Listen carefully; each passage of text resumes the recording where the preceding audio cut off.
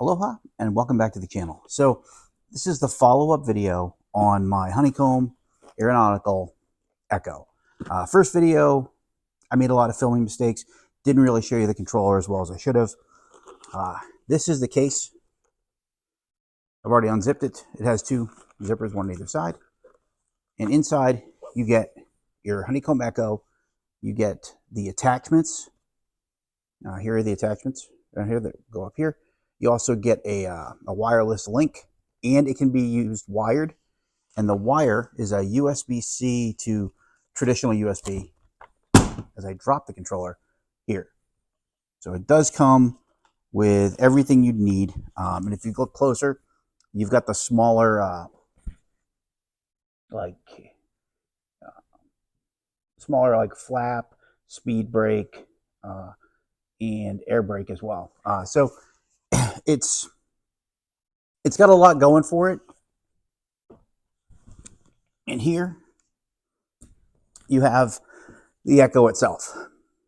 Now the Echo, I've already swapped these out because I've been using it for general aviation. The flap switch, very tactile. And then we've got the gear, and then we've got the parking brake. It's USB-C. Down here, the rudder is interlinked.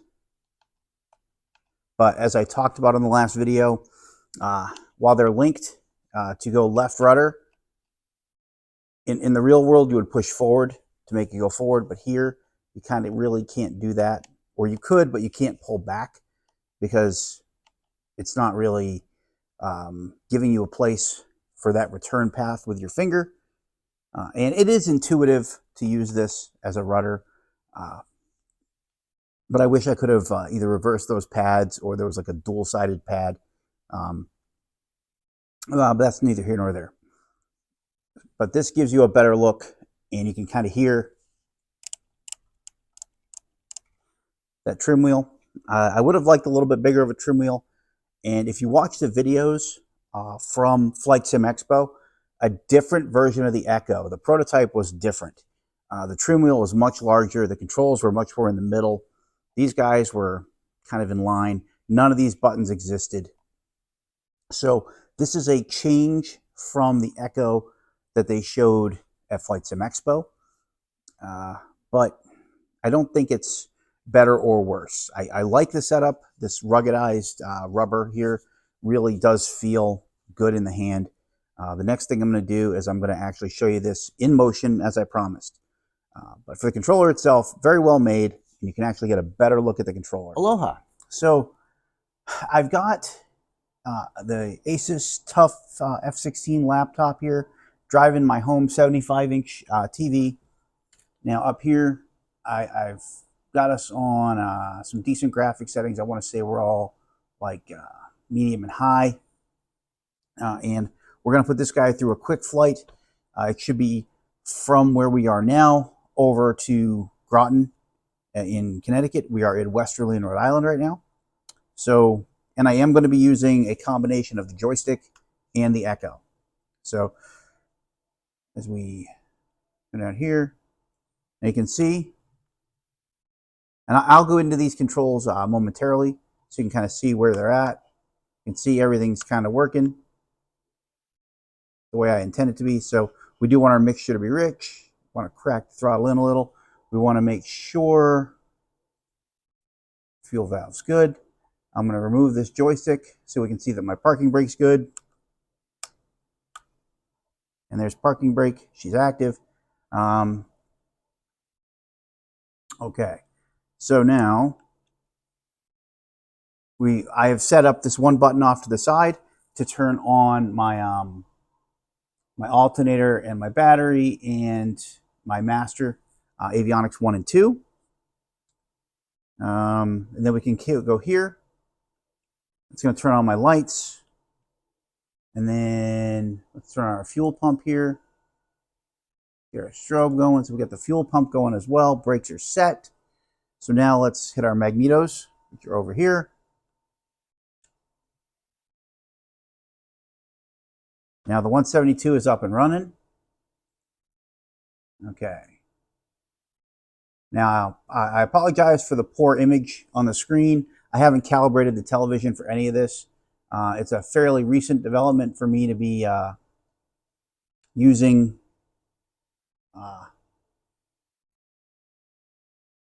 to use a TV for anything flight sim related. So I do believe I got to turn around here. So let's turn our parking brake off.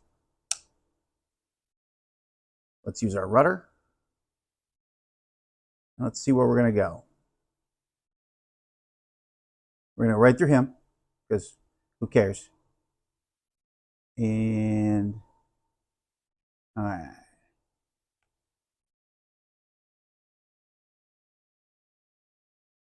All right, and now we're using the rudder. I'm going to show you here. We're going to have some left rudder. A little bit of rudder, a little bit of brake. All right. Now we're just going to taxi down to the end there. Try to get this a little closer to the camera as I go. Now we're going down to the end of this runway here. Again, a little bit of right rudder, a little bit of right rudder. And here we go. Went a little fast, so let's get some brakes.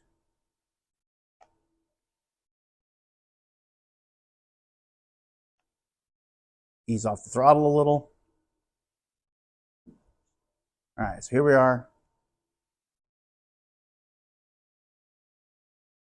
Coming up to the end here. You can see us taxiing down to the end on the G1000 and also on the little pop-up. But now let's hit those brakes. A little bit of right rudder and ease off the gas. Now I don't have say intentions on here yet. Again, this is a newer laptop, hasn't been set up. Now here I'm going to use my flap. I just gave us one notch of flaps. And by going down here and you can kind of see here if I go flaps up, flap lever goes up, flap lever down, we have one notch of flaps. All right, so I can also zoom out. I do like to stay a little zoomed out a lot of times. I also like to have my main view unimpeded. All right, so now we're going to give us a little bit more throttle. And we're going to get on that runway and we're going to take off.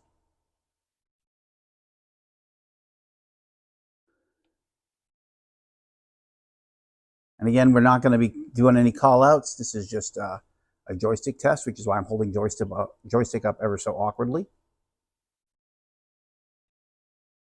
Let's get ourselves nice and centered on the runway here.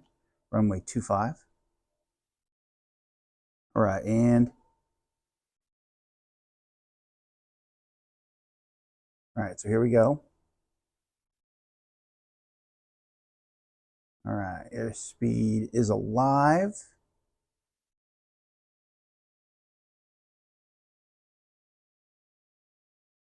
And I'm not really used to flying with it yet, so I apologize for the craziness. Hopefully I'm not making you airsick.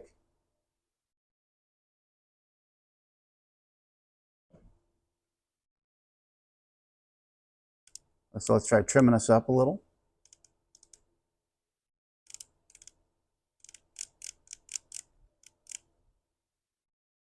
I think I over trimmed us up, but that's okay. So now flaps are coming up. Let's nose her down a little bit again.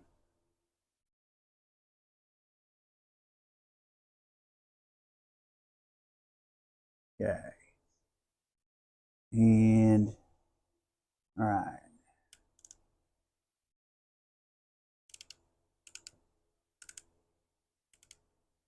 You can kind of see as I trimmed forward, you're watching that indication come down now.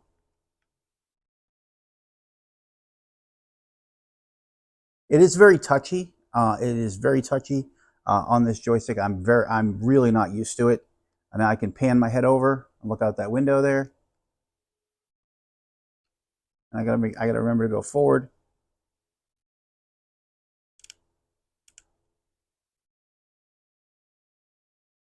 All right, so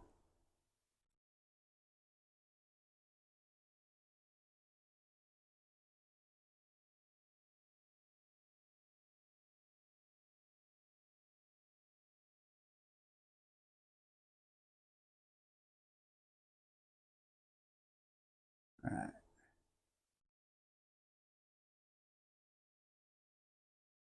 Yeah, definitely not used to flying with it. I'm a little jerky.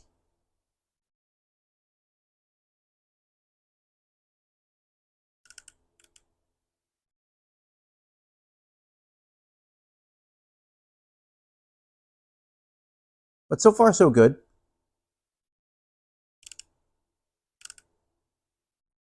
You can see I'm using the trim wheel a lot. Now my flaps are up. Ease back on the throttle.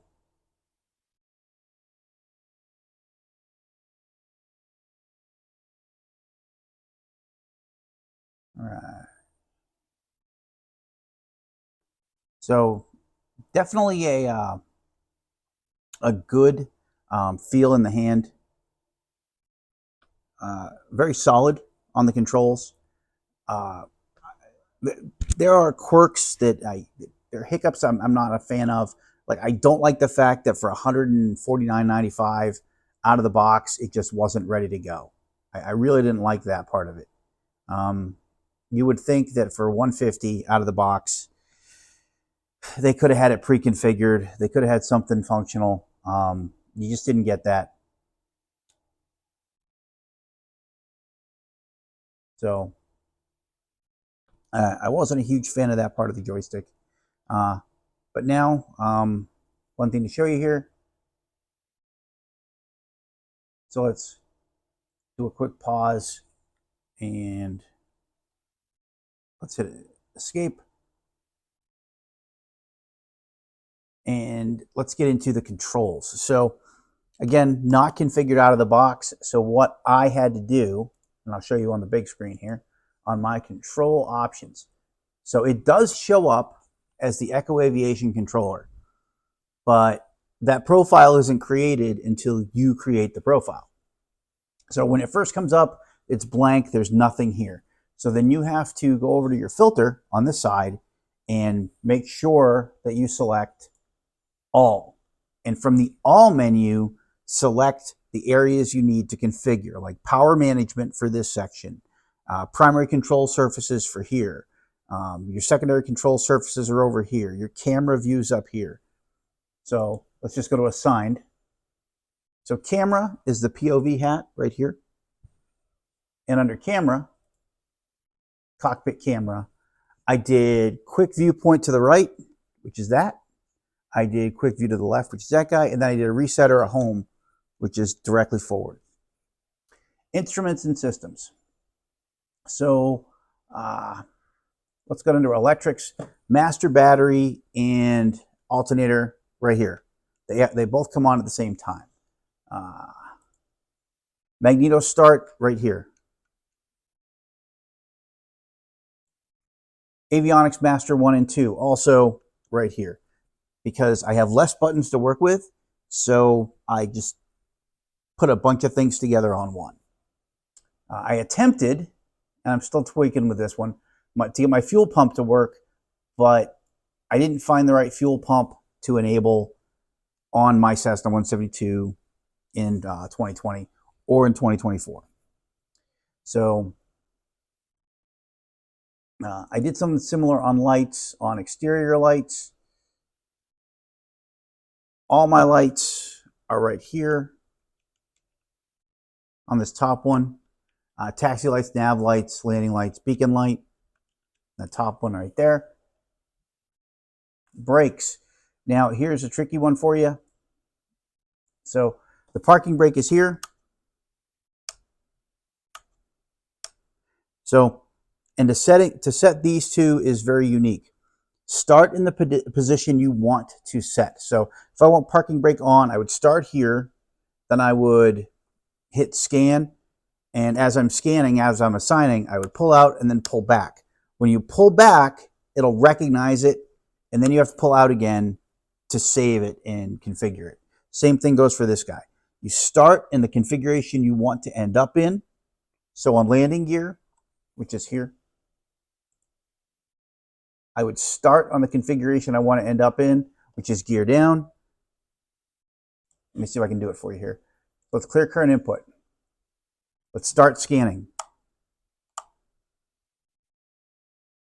And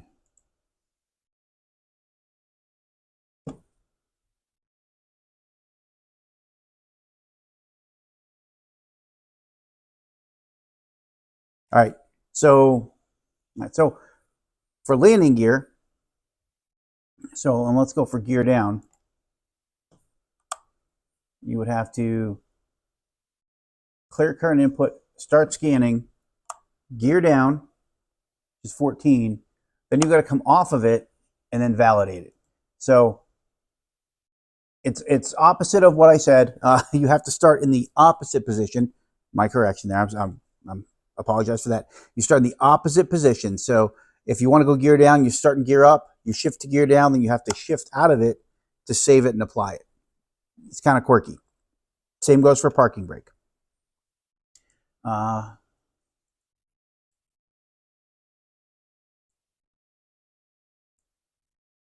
then under power management, we'll get down to here. And this is your throttle, your mixture. Now, throttle was great out of the gate. It worked. I didn't have to reverse anything. Propeller, I didn't have to reverse anything. So these guys did work out of the gate. I was pretty happy with them.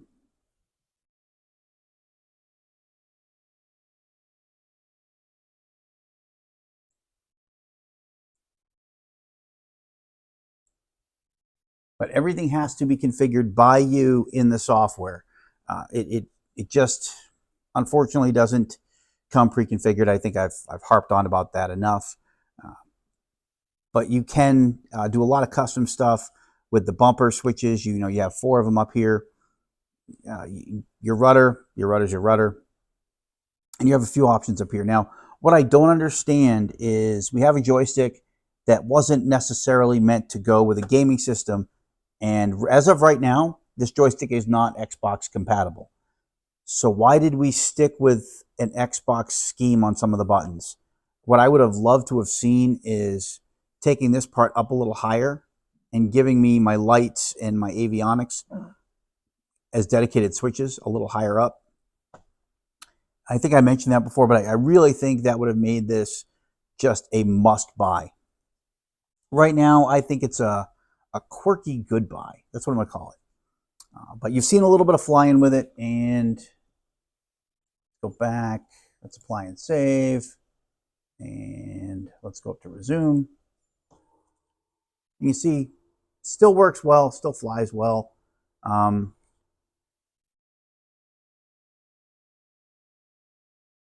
probably going to go in and tweak a little bit of sensitivity on this in Microsoft Flight Simulator. And you notice I'm constantly drifting up in my vertical speed. It could have to do with how I trimmed out earlier. I'm not sure, because I was messing with the throttle to show you that access on the slider there. But all in all, it's a solid controller. The $149.99 is a little high considering no software, but it is very configurable. There are some good things about it. I do like it. You can also use it plugged in, so the cable it comes with isn't just to charge it. You could plug it in directly to the laptop, and it would directly control it without the wireless dongle, which is over here on the side of the laptop. So without boring you with the entire flight, that's kind of my 2 cents and my flight take on the Honeycomb Echo. Overall, very solid, very well built. Weak on software. Hopefully Honeycomb is going to fix that. And if you're from Honeycomb, please let me know. I would love to hear a comment down below on what's going to happen with this guy in the future. So questions, concerns, comments, as always, throw them below. Thanks for watching, and I hope this answered some questions if anybody had any. Take care, stay safe, and as always, happy flying out there. Cheers.